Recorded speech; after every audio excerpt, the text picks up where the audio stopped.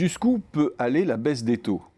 Nous sommes dans une situation inédite aujourd'hui. Jamais les taux d'intérêt n'ont été aussi faibles dans le monde développé.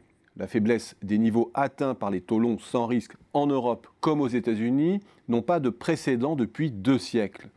Mais surtout, cette configuration se produit alors même que s'amorce un ralentissement de l'économie mondiale. Autrement dit, les anticipations de croissance et d'inflation tirent les taux de marché vers le bas.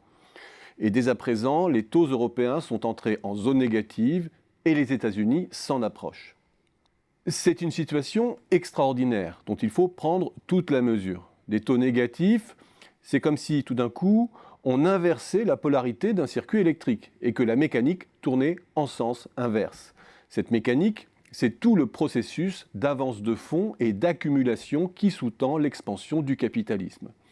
Les taux d'intérêt, c'est dans la représentation classique de l'économie, la récompense de l'acte d'épargne, de notre renonciation à la myopie de la satisfaction immédiate. Le niveau des taux naît de la tension entre ce désir de consommer tout de suite et celui de se projeter dans le futur à travers l'acte d'investissement.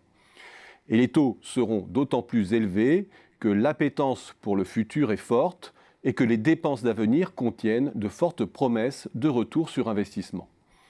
Inverser la polarité de ce processus, c'est comme si les marchés se projetaient d'emblée dans un monde de baisse des prix et de décroissance, où 1 000 € aujourd'hui valent moins que 1 000 € demain, autrement dit, un monde en attrition et en rétractation. Dans ce monde sans désir de futur, c'est le passé que joue la finance. C'est la plus-value sur le capital ancien. Le marché du capital d'occasion devient le creuset de la création de valeur. On surenchérit sur la transmission des entreprises, on consolide l'existant, on renforce les économies d'échelle, les synergies, on bâtit des pouvoirs de réseau, de marché. Ce monde, nous y sommes déjà.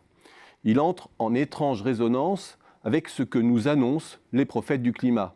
Tout un pan de nos économies carbonées est condamné à disparaître. L'urgence climatique va disqualifier une masse considérable de capital accumulé. Les grands acteurs du transport, de l'énergie, de la construction entrent dans une phase d'attentisme où investir as usual expose au risque de déclassement prématuré, mais où parier sur une technologie décarbonée expose au risque de non-adaptation et de non-solvabilité. Faute de coordination, faute de réglementation contraignante, faute d'impulsion d'un grand État hégémonique pour donner le la technologique et bâtir rapidement des économies d'échelle, les investisseurs se regardent en chien de faïence et ne se lancent pas. Le capitalisme financiarisé a poussé au plus haut la rentabilité du capital et les ressources d'autofinancement. Les banques centrales ont poussé au plus haut également la liquidité. Et face à l'abondance des fonds mobilisables, la demande de fonds pour bâtir un capitalisme durable reste paralysée. Les taux d'intérêt négatifs sonnent alors comme l'oraison funèbre d'un capitalisme financiarisé où l'argent est surabondant mais ne sait plus où s'investir pour porter la croissance de demain. Je n'ignore bien sûr pas le fait que la baisse des taux de marché a été renforcée par les options radicales de politique monétaire des années récentes. Les banques centrales sont à la manœuvre, en apparence, dans le mouvement de décrue des taux. Elles ont abreuvé le système financier en liquidité et elles ont ramené leur taux directeur à zéro dans nombre de pays pour endiguer la Grande Dépression de 2007-2008.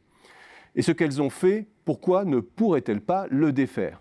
Eh bien, précisément, ce que nous disent les taux longs de marché, c'est que les investisseurs n'y croient pas à horizon de 10 ou 30 ans. Et ce faisant, les banques centrales se retrouvent coincées. Remonter les taux, ce serait étrangler tout le système bancaire et maintenir les taux de refinancement à zéro, si le taux long continue à s'affaisser, risque aussi de rapidement s'avérer insuffisant.